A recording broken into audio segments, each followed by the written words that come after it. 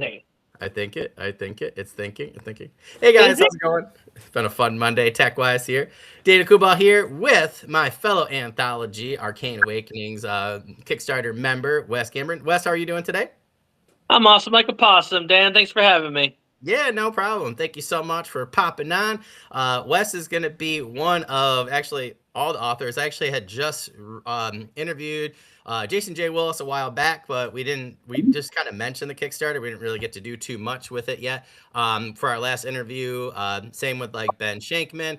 So anybody who I've already interviewed on our list, I'm going back the next couple of really like months until the Kickstarter's done. So Wes is actually like number one, numero uno in that list. Obviously, I'm not interviewing myself, but I will be interviewing the other 16 authors in our anthology. Like we said, it's called Arcane Awakenings. It's on Kickstarter. It's an urban fantasy anthology. It's going to drop on September 13th. So feel free to go to that Kickstarter app. You can just search us, Arcane Awakenings Anthology. It'll pop right up. You can follow our pre-launch page there.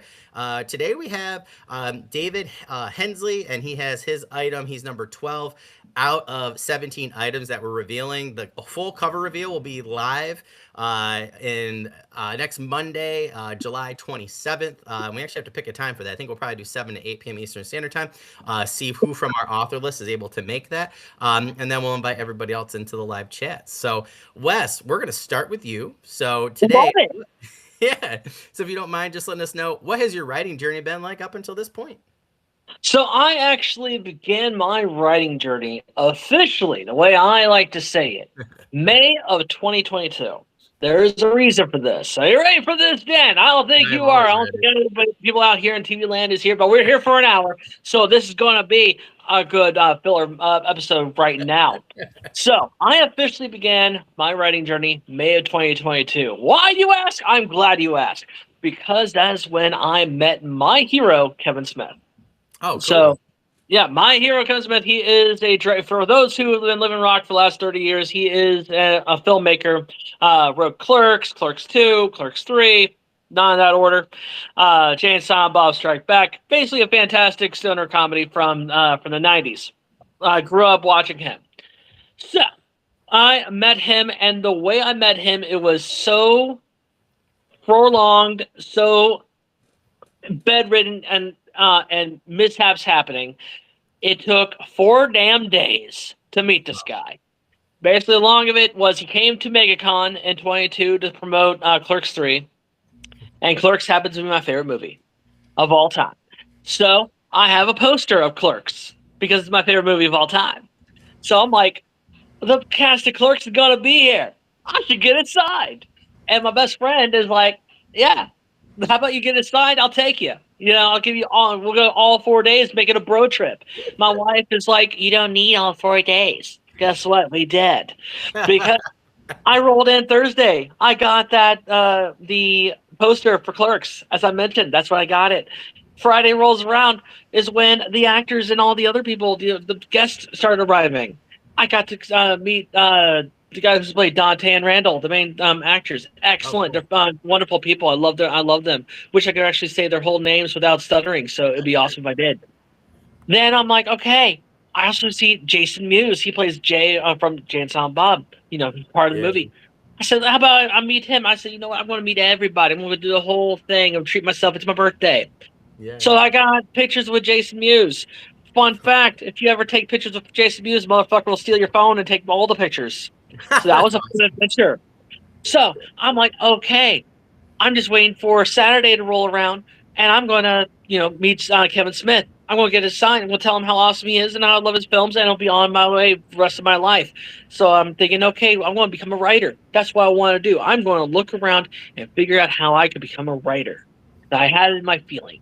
And I'm looking around. They have panels. I don't know if you've ever been to MegaCon, Daniel, or you've been to conventions. They have panels. So I started going. I went to Headlocked, which is a wrestling comic book. The guy who runs it has had a panel. I started listening on to it. I'm like, I like this idea. I like wrestling. I like comic books. I'm sure I could write something. Maybe I should become a comic book writer. So Saturday rolls around. I'm going to be like, excellent. I'm going to meet Kevin Smith first thing in the morning because he has a line. That line didn't move. Oh, wow. He didn't show up. Oh, Yeah, damn. he was he was stuck in traffic. I said, how the fuck is he stuck in traffic? I pulled one of the little attendees there. You know, the ones that are helping with the lines because Oh, I yeah. noticed we're moving sideways instead of going forward to Kevin Smith. I'm now standing in front of Jason Mewes. I'm like, I've already met him. He has taken my phone already. So I take the little attendee. I said, excuse me, let me ask you a question. Where the fuck is Kevin Smith? And it's like, he's on his way. I said, no, you don't understand. That is Jason Mewes. He has mannerisms of a 16-year-old. That is Jeff Anderson. That's Brian O'Callahan. Those are the stars of the movie. Where the fuck's the director? We don't know. Me neither. Wow. So I still waited. I waited because I'm like, I want to meet Kevin Smith. I got everybody else. I need to cycle. Yeah, yeah. And again, the line moves, Daniel. The line has moved to the side. I'm now standing in front of Jeff Anderson. I'm just like, hey, dude, great seeing you here. Again, a little bit later, this line moved. You're not going to believe it. To the side. And this time, Brian O'Hallahan looks around us like, who the fuck are you waiting for? We're like, Kevin. He's like, I had no idea Kevin was this popular. I said, me neither. Let's move. And he's like, all right, cool. So here's the fun fact about Saturday in May of 2022. They were supposed to be recording their podcast, Jay and Silent Bob Get Old. Me and my best friend Adam had tickets to Jay and Silent Bob Get Old. And I pulled another of those little attendees away. I said, let me ask you a question. I have tickets to Jay and Silent Bob Get Old. I have yet to see Silent Bob. What's going to happen? And like at 6:15, I'm personally going to grab Jason Mewes and Kevin Smith and walk them up to the second floor so they can record their podcast. Okay, this is what I heard. You're going to personally grab Jason Mewes and Kevin Smith at 6:15 and take them up to the second floor so they can record the podcast. That's right. At 6:15, I'm going to take Jason Mewes and Kevin Smith up to the second floor so they record their podcast. Cool. I just want to confirm that at 6:15, you are going to grab Jason Mewes and Kevin Smith and go up to the second floor so they can record the podcast. Yes. It's now 6:20. I'm like, Adam, my best friend, Adam, we have tickets. They said they're going to personally grab them at 6:15. I think maybe we should go up and get our seats to Jay and Silent Bob Get Old. That was a good idea. Let's go up there. We get out of line. I'm going to go up to the second floor to the panel where Jason Mewes and Kevin Smith are supposed to be for Jay and Silent Bob Get Old. 7 o'clock rolls around. I don't see them. 8 o'clock fine rolls around. I still don't see them. About 8:20, they come in. They're going, hi, guys. Sorry, we were downstairs signing autographs for everybody. What? So I'm like, okay. I look at Adam. I said, okay. Usually after the podcast, they do a meet and greet, like they do just now. I can get my autograph then and move on and go on the rest of my fucking life. We'll come back tomorrow and get some more comic books.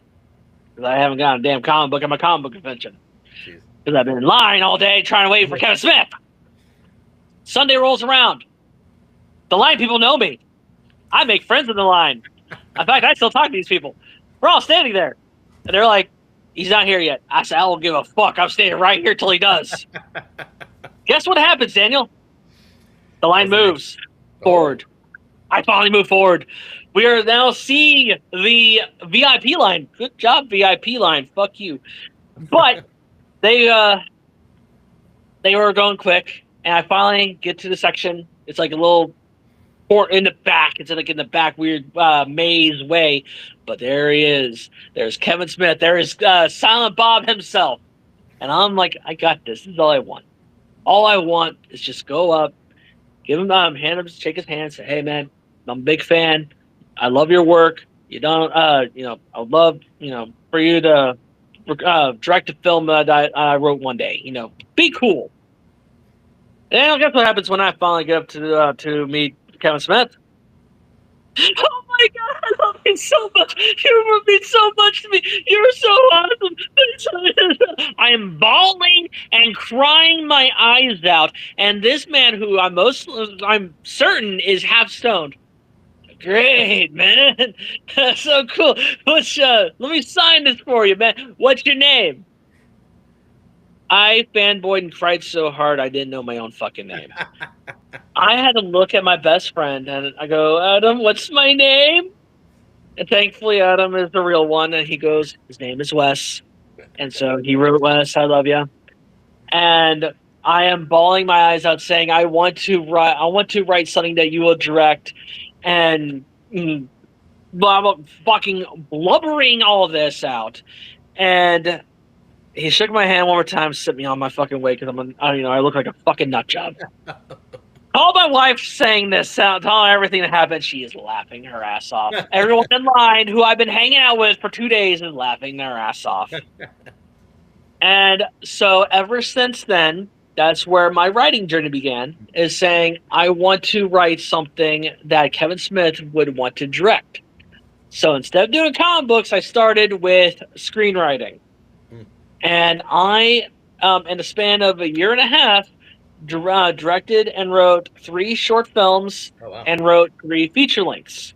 Wow. One of them is actually the prefaces, the prequel, the inspiration, if you will, to my new book, which we're going to talk about a little later. But I wanted to do screenwriting right when the fucking actors strike happened. So that didn't happen. And so also a fun fact that's not so fun is I sent my films to Smod Castle Festival. Smod, which is his Kevin Smith's film festival. He had his own. So I'm like, I just cried my eyes out a year prior. I have to send these films to him. And both films got rejected. Both films got rejected the same week I got fired from my day job, which at the time was the highest paying job I ever had. This was September of 2023. It nearly broke me. And I'll always remember sitting in the car. I'm in the parking lot of for an interview, and I'm getting texts from all people I worked with in film. The guy who did the editing and did the score, and he's like, "Man, you're such a good writer. Don't fucking give up." And I'm thinking, "Fuck it, man. Nobody wants my scripts." But then, ironically, in October, I already had a cruise set. October 23, I'm in the middle of the Gulf of Mexico, and I'm sitting there, and I'm like, I need to write. And I started writing what's going to become book 3, Unbalanced Uncharted, which I was like, there's too much happening. I need to make a draw back. Who is the main character? Why do the mermaids hate him? What's the werewolves have to do with anything? And so I made Unbalanced Unprepared. And that is when I basically took my flames. I had to fail in screenwriting to succeed in publishing, because now I have all four books signed to Rowan Prose Publishing. I have a spinoff, all 3 books signed to Rose Prose Publishing, and I have made many friends, yourself included, and I've been thriving ever since May of 2022. So that is my journey from a crying fanboy to a published author. That's awesome. I feel like there's the episode of Psych where they're at the comic book convention.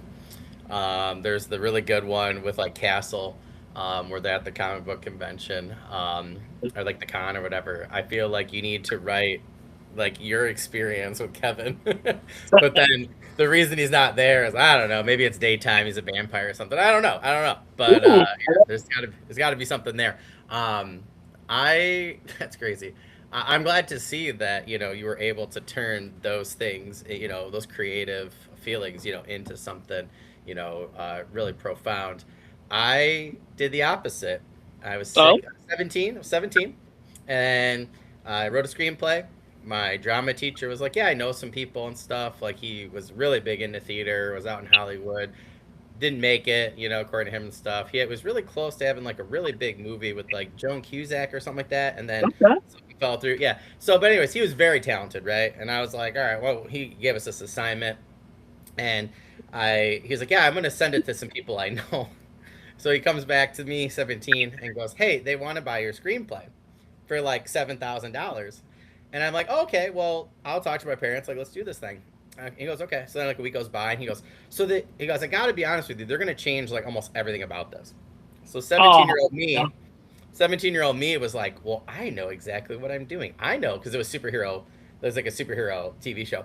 and it was like the pilot, right? And I thought I knew exactly what I was doing. So 30 soon to be next month 39-year-old me wants to go back and slap 17-year-old me and be like, take the money, it's probably never going to go anywhere, but you'll still get the money and I'll get the credit, right, for for it. And that was the dumbest decision, guys, that I've ever made in my entire life. So I That is gotta do insane, what you did especially though. at 17, man. Just What's money stupid. at 17? Let's be honest, man. Just stupid. And We at the know time, everything. yeah. And at the time, guys, this is like 2005. So $7,000 went a lot further than it does today. Cheerios It were not really did. 6.52 a box. Yeah. So I'm just like, that was the stupidest thing I've ever done. More importantly, I wanted the credit, right? And I'm sure somebody could help me along the way. So I think you're smart, listening to somebody. I should have listened to more people. So I give you credit for that. And then, turning, some good ideas into good books. So I think that's genius. But yeah, I hope to God you use that at some point. It's something you I, write, because that's an it's amazing definitely come to my experience. mind. I'm already thinking like, how can I do this? Maybe I've never. I've always said I'm leaving film, but I never say never. I Yeah. will always leave that door open. I love film. I go to movies all the time. I still pick up the trades.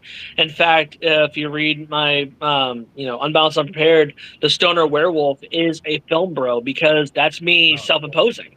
So Oh, that's I'm cool. like, all my feelings and knowledge of film, I'm putting into a Stoner Werewolf. Yeah. Sorry, my writer brain's going. Or, because I didn't get to do my writing session today, I was really slammed earlier for our cover reveal stuff, so I got to do it after this. But what if, Wes, or what if you take Kevin Smith instead of him being a vampire? What if he keeps missing the con because he's actually in town because he's like a monster hunter and he was like hunting, Ooh. and that's just his, like, yeah, that's like his, like his cover. But I don't know. I think there's Have you something ever there. have you ever read Bubba the Monster Hunter by John Hartness? God, that sounds so familiar. Because he's the guy who runs Falstaff books. Oh, no, but okay. Somebody sent, this is so serendipitous. So I get like 500, emails like a month, which is great. Thanks, guys. Keep emailing. But a lot of it is like just garbage, right? And not like people, but like bots and things, right? So Yeah. I have to go through 500 spam emails to find like, like the 150 emails from amazing creators. So somebody had actually sent me his last project and was like, hey, you should interview this person. And it's so funny that you mentioned that, because I actually just sent, I don't know if it's like a new agent or what, or maybe it's just his agent, but like somebody messaged me. So I actually have him on my list. I just sent an email back because I was like, this looks exactly like my kind of thing. So it's so funny because I literally did that, Wes. We're talking like, I think I did it last either Friday or Saturday, like this past weekend. So that I would is, love to sit down and talk with John. yeah, If you need a co-host, or if you're not feeling up to it, I'm more happy to step in. But I mentioned him because his comp is basically what if Kevin Smith's films were supernatural, essentially, and I'm like, that is actually perfect because I could see fucking Kevin Smith smoking a joint and then blasting a fucking thrope, yeah. It Like, reminds me of like the supernatural episodes, right? Where like the comic book is real, right? And then it's yes. like following them and stuff. Yeah. So I've always loved that kind of meta stuff. So yeah, I think that would be like Oh, super, I super. love meta humor. It's so funny. That's To awesome. me, it is. I mean, other people might hate it, but I love it. I somewhat, I loosely try it in my books. A lot. That's why I do parody, tropes and genres and different genre conventions. Like romance, I love skewing, and I have like almost all Damien books will have me kind of making fun of a genre only because I read romance and I love romance as a genre, so I do it from a place of love. But some of it just needs to be fucking skewed anyways. That's fair. I totally get that. Like, but like you said, parody. Like, there's so many parodies, yeah, that like people have done recently. I say recently, really. I would say like, like Supernatural's one, right? Which wasn't really recent, right? Because I think it was like season 10 or 11 or whatever. Is the one a couple I'm That's a thinking. long show. I know, right? But like, it's so interesting because some people do them so well. So I think if you do them well, right? I suck at them, so I tend to just go with tropes. But I love people that do them well. Particularly, I love reading them when people do them well. I Well, can't remember. hopefully I do it right. I mean, I think I Yeah, do it right. So far, every positive reviewer actually comes from romance authors, and they're loving what I do. So I'm assuming I'm doing something right. yeah, yeah. Oh, that's really cool. That's awesome. Now, speaking of romance, what genre or genres do you currently write in and why? I write urban fantasy because I don't want to create my own world because goddamn, that's so too much imagination. I love urban fantasy. I've always loved the idea of what if where we live something happens, that you can't prove. We all have urban legends in our towns. The one hotel is haunted, or the it's cursed. There's one retail space that keeps changing owners. That place is cursed. Yeah.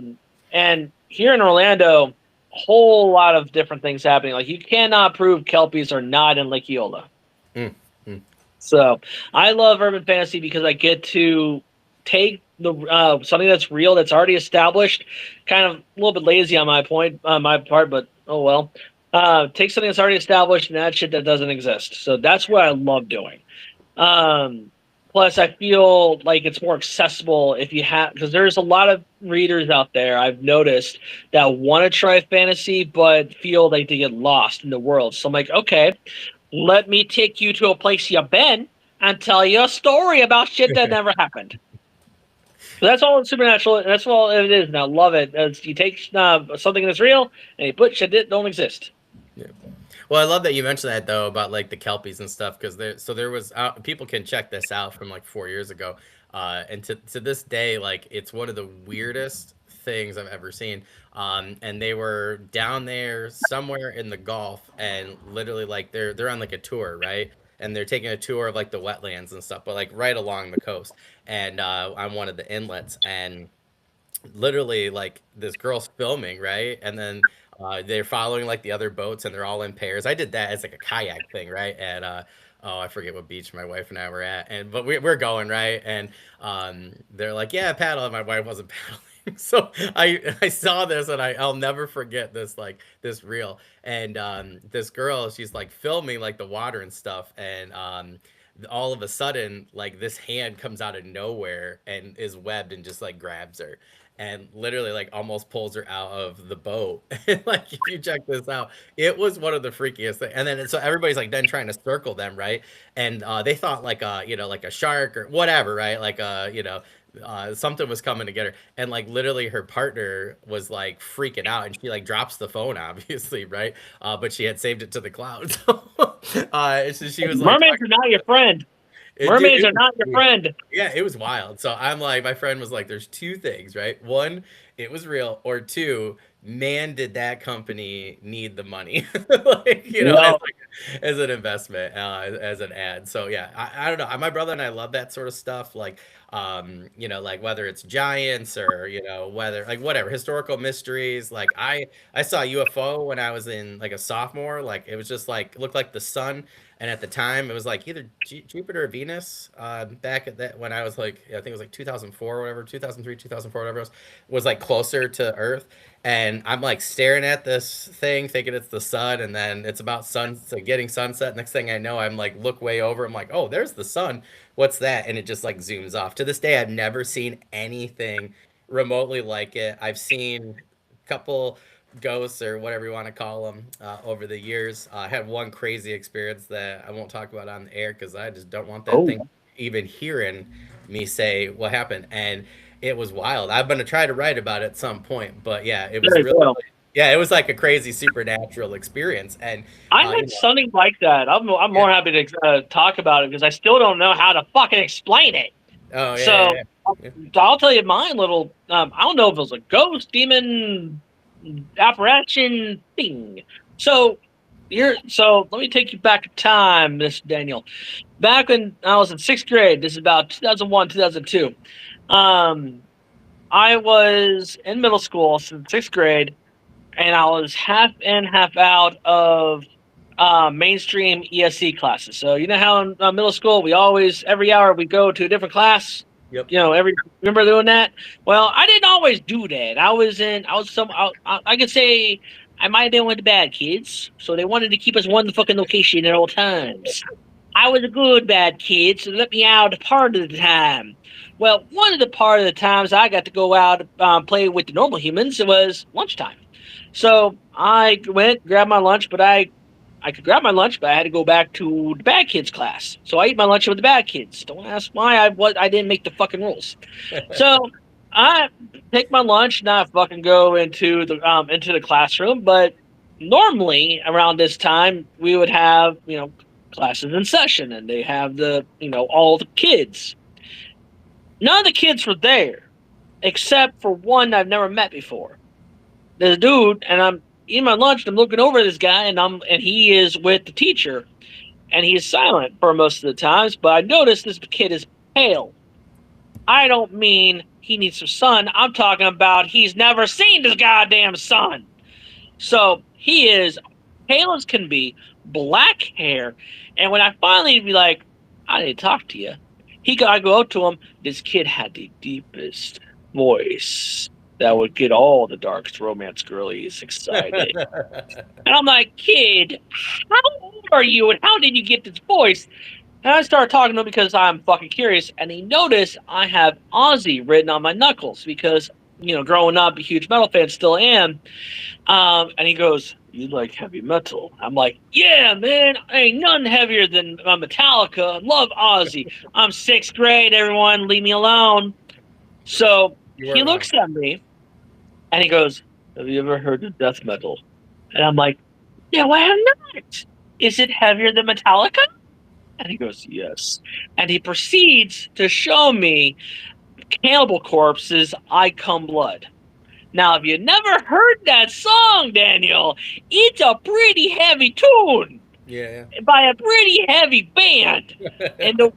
and naturally, being in 6th grade, I'm like, this is the coolest fucking song I ever fucking heard. I love I Come Blood. And that's how I found out about death metal. And I'm like, this is awesome. Oh shit, lunchtime is over. I gotta go to a regular class. I'll be right back. I come back later that day, because I finish off the class there, and little boy Blue ain't there to be found. But everyone else was there. And I'm looking at everyone else, all the regular classes are here, so I'm like, hey, dude, you missed, where the fuck were y'all? Man, I missed you. I had my lunch, I was meeting some dude. And everyone's just like, what the fuck are you talking about? And I looked over at the teacher. I'm like, bitch, you were there. And I'm like, yo, who was I hanging out with? And, the guy was just me, showing me death metal. And hands to Odin, the fucking teacher looks at me and goes, who are you talking about? I'm like, nobody, man. I was enjoying my lunch under a tree. I don't know what y'all. I was reading Huckleberry Finn. Like, what the fuck y'all talking about? To this day, I don't know who or what that was, but it had to be real because "I Come Blood" is a song by Cannibal Corpse, who is a band in death metal. So I don't know what I dealt with. It hasn't happened since. Coolest story. It would. That I really would be amazing. Again, I don't know what it was. Was it a ghost? Yeah. Was it a demon? Was it just an apparition? I don't know. That's crazy. That would be the coolest story, especially like an entity that loves like death metal. Like that would be amazing. Oh, that's awesome.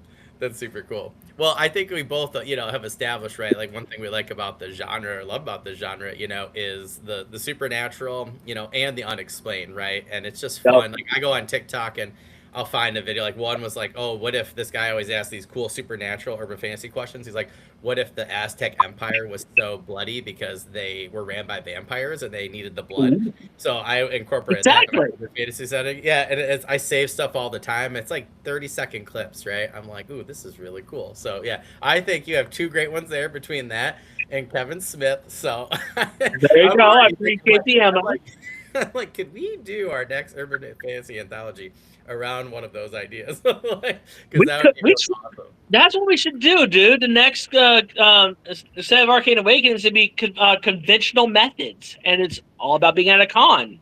Yeah. Oh, that would be really cool. Yeah, There you seeing go. or See, I'm seeing helping what out, man. yeah, or seeing what like people could come up with. Yeah, Ben's got my head a Okay. whirling now with like because he came up with this theme. So now I'm like I want to come up with a really good one for the next one. But I know he's gonna make like whatever we talk about. I know he's gonna make it better because that's what he does. But Of course, he's awesome.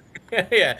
Now, so like I know we're about halfway mark right now, so I definitely want to make sure we get talking about your books, and then we'll probably about maybe like I don't know 7:50. We'll chat about your story and things like that with the Arcane Awakenings anthology. But for right now, what is your Unbalanced Saga about, and how did you come up with this idea? So, as I mentioned earlier, I was in the fucking ocean, and I was heartbroken that Kevin Smith didn't want to play with me. So, um, with the Unbound, I've had the idea of Damien Wolfman for over 10 years. Mm, Damien Wolfman is the main character of the Unbound saga. He's a human raised by werewolves, untreated ADHD, and he makes it everybody's problem. mm, I originally conceptualized Damien, um, like I said, over 10 years ago, and was more of Dean Winchester meets the Punisher. nice. So he was more grizzled. He was older. He was going after the Fae only if he gets paid. But I couldn't really figure out. I had the backstory. I'm like, okay, mermaids or something killed his family. He is the Punisher. He is Dean Winchester. All that.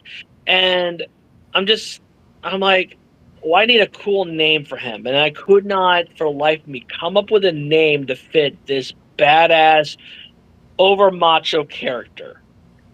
I settled for a spell. I was going to name him Kilgore. Yeah, he's from Kilgore, Texas. That's all you know. That's how manly he is. He's named after Texas. That's I awesome.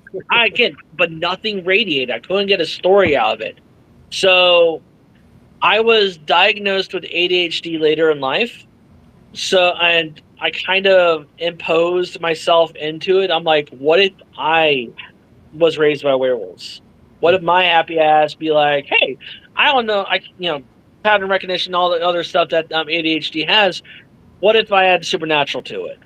mm, So I aged him down, didn't make him as tragic, and I made him funny. And I'm mm. like, Damien, Damien Wolfman. There we go. Because his father, he's adopted by werewolves, is actually a play on words Oh, because not just the Wolfman, but because his father is Jack Wolfman. Wolfman Jack, for those who are too young to know, that was a fantastic, amazing radio DJ. And in college, I was in the college radio station. So I was considered as basically a flamboyant Wolfman Jack is what I was called in my radio days. that's So I've cool. always stuck with that name, and so I'm like that, and so I had all those ideas rolling in my head when I first began writing. Yeah, I was in the middle of the ocean, as I said. I was writing him and writing down I-4, which is a big stretch of highway down here, heading towards Clearwater Beach to clean up, beat up zombies. Mm. But so many things were happening, too many characters, too many backstory, and I'm like, why can't he go to the water? Why are the zombies there? How are the zombies there? Who is this secret organization? Who is, I felt like there was so much I had to stop. I'm like, I actually saved that scene I wrote in the ocean and I put it for book 3, Unbalanced and Uncharted, who comes out next year. Mm. So I stopped myself and had to think Damien. I had to think who his brother is, Dave, and I basically created Unbalanced, Unprepared I had to simplify it. I wanted to make it simple. And I'm like, what is simple? I'm like, yes. Vampire opening of a nightclub. What would Damien do with vampires? Because everyone loves vampires. Everyone likes nightclubs. So that's why I was trying to keep it simple as possible. Mm. And that is how Unbalanced and Unprepared came to be. Oh, that's cool. I totally get that though with like too much because I actually ended up like with my character and story, Athena Wither, like my Monster Hunter. I was like, oh, this is the story, and I came up with this cool idea that I'm not going to share because I turned it into like probably book like right now, probably book 4 or 5. But I realized some of those same things. I was like, ooh, I need to know this stuff first, and then before that, I was like, oh, I kind of want to see how he became a monster hunter, which is where my prequel novella trilogy is coming. And then I have like the book 1, and then our anthology. I actually have a story that's like kind of set in between those, just for some Yeah. fun. I had all these questions, and I was like, I don't know any of these answers, and he kept wanting to tell me this story about how he became a monster hunter. So I was like, I guess we're writing that. So I totally get that. Like sometimes, and I always say this to authors, like you might be right, you might just be in the wrong spot. And I've noticed Exactly. quite a bit with people that have been on here recently. It's like they listen to their gut and we're like, well, what happens like right before this, or So yeah, maybe you just gotta move along the timeline a little bit differently before or after. Yep. So I think that's super smart on your part, but I got try to all my books are connected, so I try to think of the timelines anyways. Even the book I made for Arcane Awakenings, I actually mentioned something that is in there in book 4. Oh, that's So cool. they're all connected. Yeah, yeah. I think that's the funnest way to do it personally. Like I'm doing that with all my urban fantasy. Yeah, I'm doing like a Marvel type thing. Just yeah, like Kevin these Smith. characters there. Yeah, yeah, yeah, yeah. There's a bit of Casimir in there, universe, but yeah, I think that's the best way to do it. Now I gotta ask, what is your book Thrash Till Death about, and why should readers pick it up today? Thrash Till Death is my attempt of writing a YA, and that actually is semi-biographical. Oh, that's cool. I based that off of my time before I went to college. I was in the death metal scene, obviously, because when a fucking ghost shit tells you about Cannibal Corpse, you follow the breadcrumbs. Changes your life forever. So, yeah, so I was heavily involved in the Tampa Bay death metal scene back in 2006, 2007, when I was a young man. And I based a lot of the characters and a lot of situations off of that. Oh, that's cool. Um, in 2008, when I turned 18, I became a journalist in a way. I became a music critic. I became the Tampa Bay Death Metal Examiner for the Examiner.com back when that was a thing. Oh, that's And cool. so I would go to the shows for free, and I'd review shows. I'd review. I try to keep it as local as indie as possible. I was supporting indie before indie was a thing. Like I would put it that way. That's awesome. So because I had Metal Blade Records as a contact, and I'm like, nah, I don't want your bands. I listen to your bands personally, yes, but I'm not going to review them. I'm not going to talk about them. I'm talking about the local guys here. I'm talking about Fatal. I'm talking about a Batu. I'm talking about Nail Shitter. Everyone who is from Florida, I'm going to support. And I got a lot of shit for what I had to say, especially from the band Ulcer. And I said that. In fact, fun fact that actually did not make it in the book because I didn't know about it until afterwards was there was a music festival hosted by the band Recycled to the Soil, which is a death metal band over in Ocala.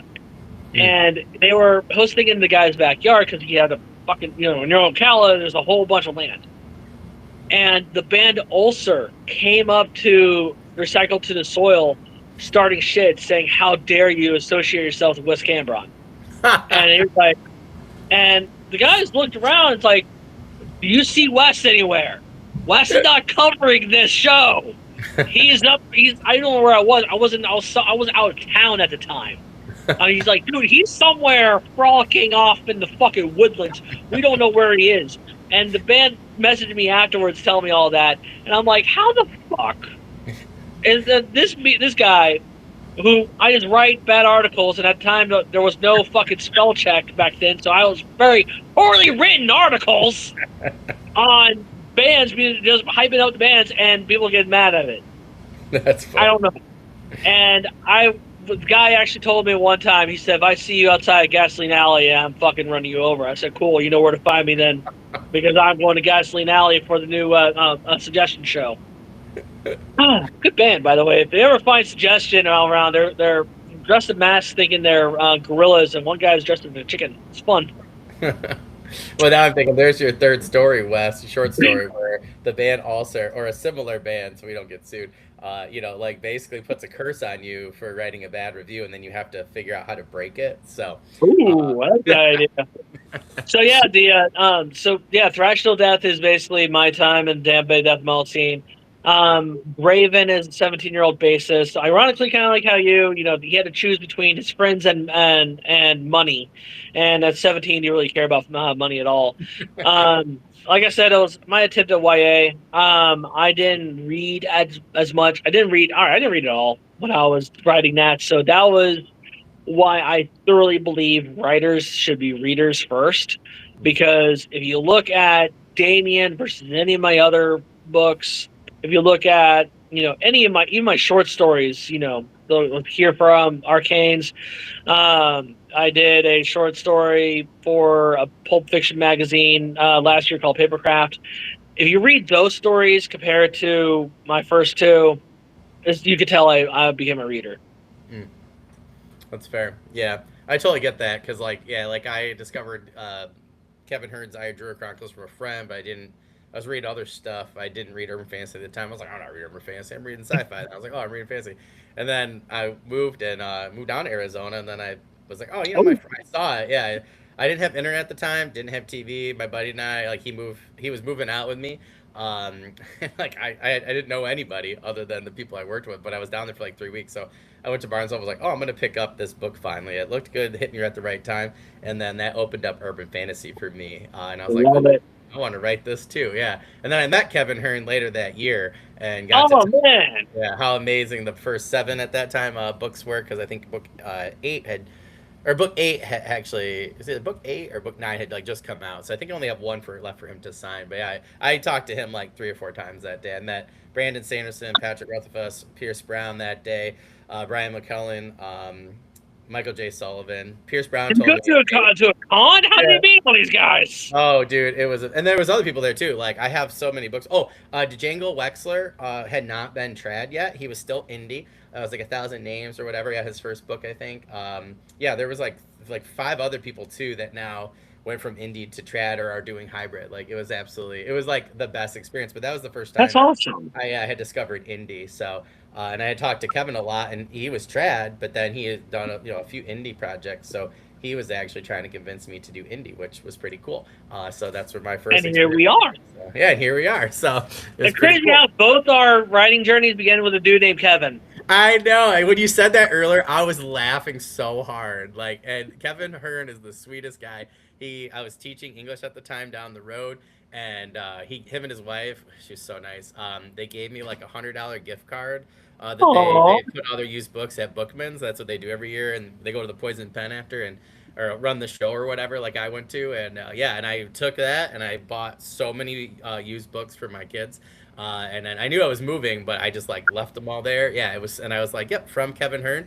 I put in there and donated by Kevin Hearn. Yeah, it was super, super cool. So, and then after I talked quite a bit to him, and he helped me with research and stuff. So I can't wait, Wes, because we're sending him a copy of our Kickstarter, and then I'm sending a signed copy, of my first book once I get it done, and I'm gonna send him a couple copies. So I'm coming for you, Kevin. Yeah, it's super cool. Now, I know we're kind of winding down on time, but before we get to Arcane Awakenings, do you mind telling us what your book, Satan's Altar, is about, and what were some of your goals while writing it? Oh, Saturn's Altar was my first ever... Why can't I read today? Sorry. You are good. No, it's a good story, but I feel so cringe talking about it because I am not that writer anymore. Oh, I totally get that. That is my first ever project as trying to be. I was in my 20s. I was still in college. Oh my God. If you don't know what Saturn's Altar is about, I'll tell you. And you can find it on Dazan. It is about a mad occultist escaping from prison so he can sacrifice his ex-girlfriend's unborn child to resurrect the most evil man to ever live. Wow. Now, that is the reason I say that in that way is because when I wrote Saturn's Altar, it was essentially a love letter in a most bizarre, long-winded way to Aleister Crowley. Interesting. Because I felt Aleister Crowley did not give enough credit for what he did for alternative religion, for experimental thoughts, and magic in general. Is he batshit fucking crazy? Yes.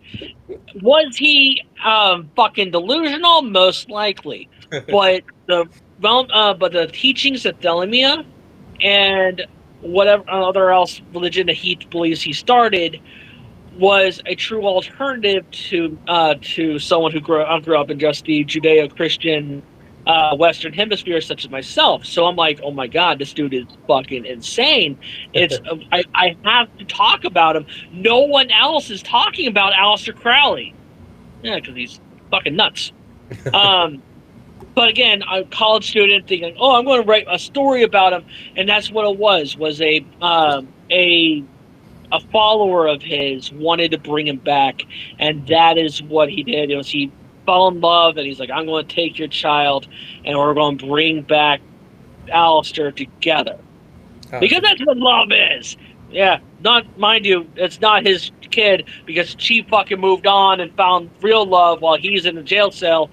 I basically took, because I did read in high school, I stopped reading in college, and I took, and so the last books I read in high school were thrillers such as Lisa Jackson's Final Scream. So I took that inspiration, added a supernatural magical realism, because I didn't know what urban fantasy was at the time, and magical realism, because I did take a writing class and we talked about magical realism. So I'm like, I'm going to put magical realism in there and show my professor I listen. Again, I am not that writer anymore, but I can't really escape it. I don't really shy away from it, but I can't help but look at it as like kind of cringe to me. Because I'm not that, I'm more offbeat, I'm more funny. I was trying to be serious in that one.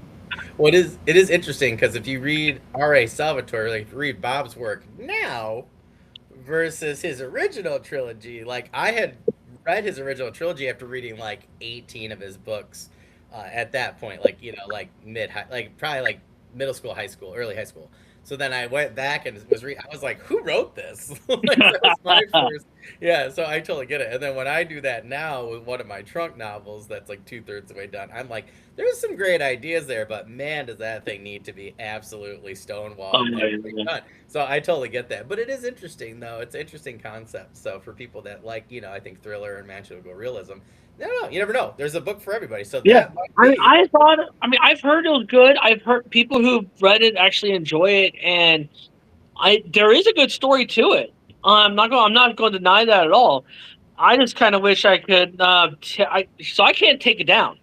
Amazon, for some reason, took my credentials away, so it's floating in the fucking Amazon ecosystem forever. And I want to take it down so I could try to rewrite it and make it better, or edit a special edition on Kickstarter. That'd be cool. Exactly. I would love to do that, but I can't get into the fucking author profile to get rid of it. That's crazy. So you're like the fourth person that's told me that on a book, like an older book, in the last literally 6 months. Like, that's wild. That's crazy.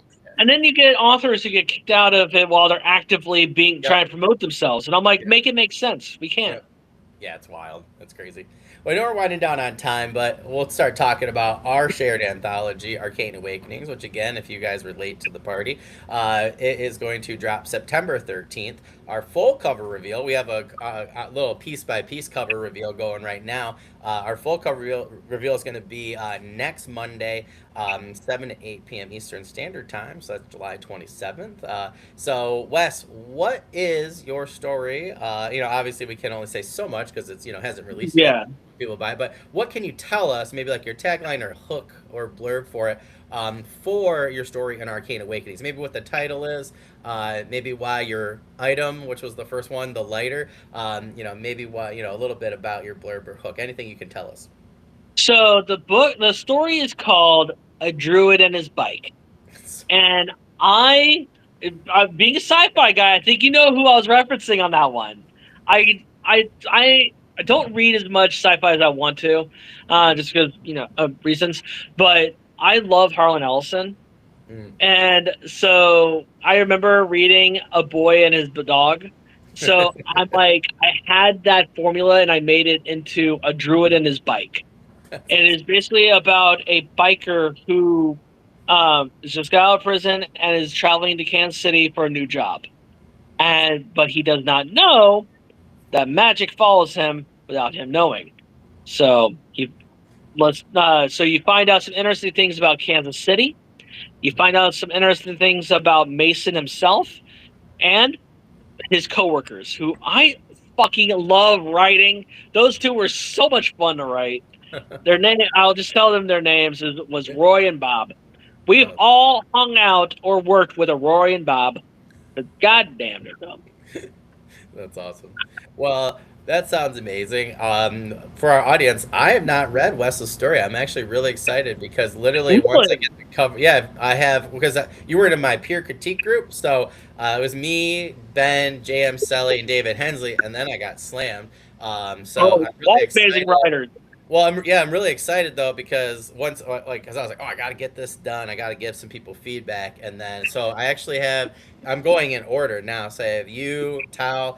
I don't have to read my own, and then I get to read Ben's because I haven't gotten to read Ben's yet, and I'm really excited. So I have, and I have one other person for this week too. And then me and Ben are in Rings of Adventure anthology too with Mike and Ro. So I'm reading Saffron's story because her and I have a live interview where we're doing like a crossover and kind Nice. of talking about like both anthologies a little bit, which is pretty cool. Yeah, so I'm really excited because I got yours up this week, so I cannot wait because I'm gonna start reading everybody's and I'm gonna start to. Alan's the editor, Alan Silverwood for us guys, but I just want to be able to read everybody's and kind of help to sell the Kickstarter, especially once it goes live and stuff. So, but that sounds awesome. When I saw the title the other day, I don't know, I finally actually got to like read the title instead of going over the core document over and over again. So instead of skimming, and I was like, oh, that sounds awesome. It totally sounds like my thing. So I Yeah. can't wait for that. Now, I got to ask this before we wrap up here. We got about 6 minutes or so. If you could meet one character from the genre that you write in, who would it be and what would you ask them? You would like this one. I would ask Atticus Sullivan, what book should I read from his Oh, library? oh man, that's a That is a good book. that's a great Because he's question. got some good shit. I'm like, what book should I read from your library? Oh man, that is a great question. If people don't know, Atticus actually has a coffee shop slash bookstore. Well, it's like more like a tea kind of thing, like a tea shop It's slash. definitely too, yeah. Yeah. But like that's its kind of vibe, and I've always, man, I actually went by a couple of the storefronts that Kevin in his blog years ago said inspired him, and I actually Yeah. like walked. Yeah, so I walked outside Atticus's shop essentially. So yeah, Yeah. that would be a great one. And Atticus he sells like rare books and other books and things like that for people that don't know. So you guys should definitely check out Kevin's work. But Wes, that is an amazing question. You might actually get the crown. I should 3D print one and send it to people. That's probably the best I've heard so far when I've asked this type of question. So sorry, every other guest we've had. Hopefully, you guys step it up. Thank you. Exactly. I step it up now. I set the bar, man. That's awesome. I Well, think it's hilarious that I actually, before I read Druid Chronicles, created an immortal named Atticus in my oh, book that's too, weird. That's and so funny. I'm like, how? And his name is Atticus, but he's not red haired. I can promise you, he's a little pretty boy. If you read it, you'll be like, wow, that's where the similarities stop. Is his name only? That's still really funny though. Although I It did is. look at Irish male names. I think Atticus was like top 10 for popularity. So maybe you just like guys both saw it or something, but that's still like really, really like serendipitous. That's crazy. That's awesome. It was. I was going for like a fun fact. Atticus is actually a Greek name. Yeah. I'm sorry, Yeah. agree. I actually just looked it up. I looked up another name and I can't remember what I was doing. I guess I can't say. It's for another anthology. Sorry, that I'm trying. Story that I'm trying to put in another anthology. I You have gotta a stop. lot of irons and fires, bro. I do. Yeah. So yeah, it was on a list though. That's all I'm gonna say. It was top 10 ancient names. for males. That's all I'm gonna say. So I think it was like number 3 or 4 or something for that region. That's all I can say. But yeah, super super cool. If I ever see Kevin again, which I hope I do.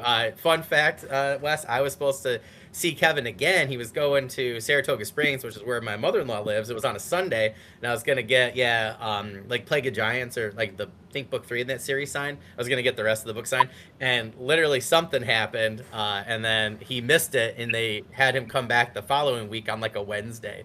So I'm Wow. like still mad at that bookshop, even though it's my favorite bookshop. But yeah, I was So like, he's actually just wandering around all willy nilly and over in dude, Arizona. It was on a Saturday. It was on a Saturday, and then I get the notification, and I'm like, oh crap. So my wife's like, or it was that Tuesday. It was like 2 days later. She's like, well, we can stay, and it was like we could not stay because of like our work situation and stuff. Yeah. Out of like parental leave days and stuff.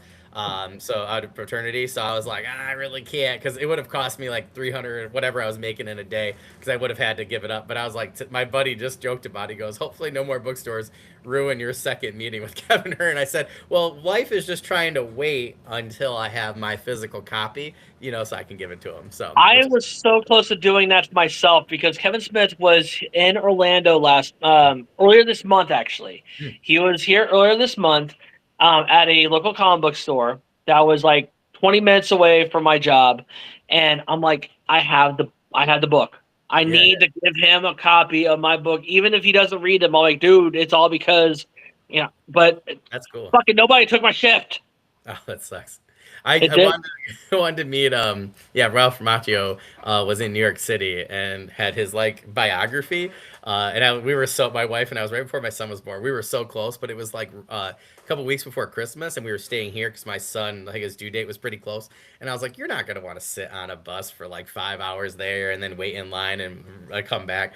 One of my friends in a martial arts group went and met him instead, and signed it, sent me the photo. He goes, you should have came. I was like, you suck, dude. But yeah, it was really cool. Terrible. Yeah. Now, but one day people are going to want to hang out with us, man. We're going to be someone's favorite authors, man. I just want to let everybody know that, Wes, I'll have to redo it, but it's okay because Facebook hates me. But on YouTube, you guys can go down. I'll redo Wes's description. So, you guys can go check everything out. I know, Wes, you said you had book 4 on the way, but in the meantime, you guys have some stuff to read from Wes, including his story in our anthology, Arcane Awakenings. So, if you read all of Wes's stuff before September 13th and then before fulfillment, feel free to read and review them. And Wes and all of us will be super happy. So that would be great. But please make sure you check out Wes's stuff down, book and social links down in the description, anywhere you're watching or listening to this live after we are done here recording. And please make sure you guys also check out our pre-launch page for Arcane Awakenings. We really appreciate it. Wes, thank you so much. This was great. I can't wait to have everybody join us. We're just waiting on the cover today. Now we all know, right, that the final is there. So we'll be sending out the invites later tonight and tomorrow for our live cover reveal, which will be next week on Monday, July 27th, 7 to 8 p.m. Eastern Standard Time. Yeah, thank you so much, Wes, for coming on. I can't wait to chat with you again. Hopefully we'll get to do some more chats, once everything goes live. I'm actually pre-recording a bunch of season 6 stuff, so then I just have us for like those 4 weeks, so we'll schedule some stuff. But other than that, my friend, if there's anything, I or the audience or, the podcast group can do on Facebook, just let us know, and we'll get it out to everybody, and we'll do the best we can. All right, folks, until then, stay unhinged. All right, guys. See you guys later. Please make sure you check out our pre-launch link. And again, don't forget to check out Wes's books and social links in the description. As always, guys, happy reading.